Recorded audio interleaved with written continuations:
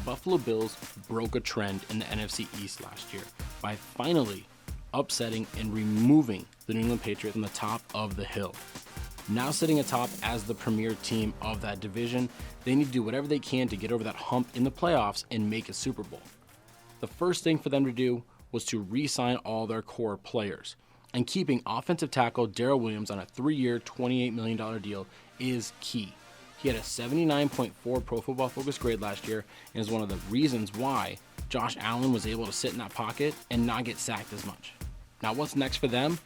While they're preventing people from getting sacks on them, they are not getting enough sacks to be a top elite team for me.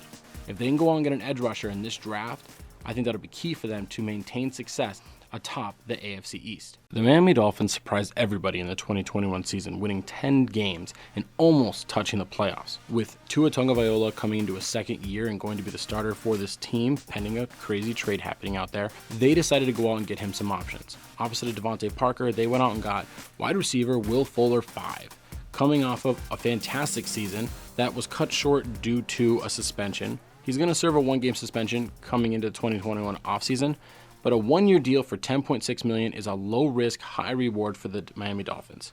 He had an 86.2 grade and was one of the top 10 wide receivers last year had he played a full 16 games. What's next for them? Getting a running back. Aaron Jones was expected to land in Miami, and since he didn't and we're seeing some of these other guys go away, it's looking more likely that Miami's going to use that second pick in the first round to get a running back, if not in the second round. Having multiple high first and second round picks will help them fill this offensive out. After fumbling away the number 1 pick in the 2021 NFL Draft last season, the New York Jets are doing whatever they can to not have that happen again this offseason. For me, the best move so far has been signing defensive end edge rusher Carl Lawson away from the Cincinnati Bengals. He's a fantastic pass rusher. He had a 76.3 Pro Football Focus grade last year, and I think he is going to be able to set the tone and get back some of this magic from this Jets defense, what they used to be. Now what's next for them is figuring out what's going to happen at cornerback. They need to establish a little bit more in the defensive backfield to have some success. If they can stop guys from burning them deep, they can win some games and build some momentum. A couple weeks ago, I discussed the New England Patriots and all their moves in this offseason. But in the 2021 offseason, the best move that they have made so far has bringing in all these offensive weapons. They re-signed Cam Newton, and everybody had a lot of excuses for him last year, saying, well, he didn't have the weapons with him to help him. Jacoby Myers is going to be back, but then they go out and they get tight ends Jonnu Smith and Hunter Henry to recapture some of that magic they had from the early 2010s.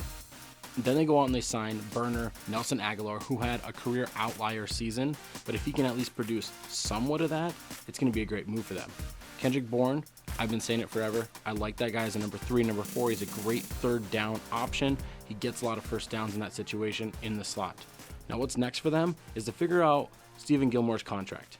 He's got a big contract on him, and if they're not going to use him for the future, they need to trade him away and get some draft capital.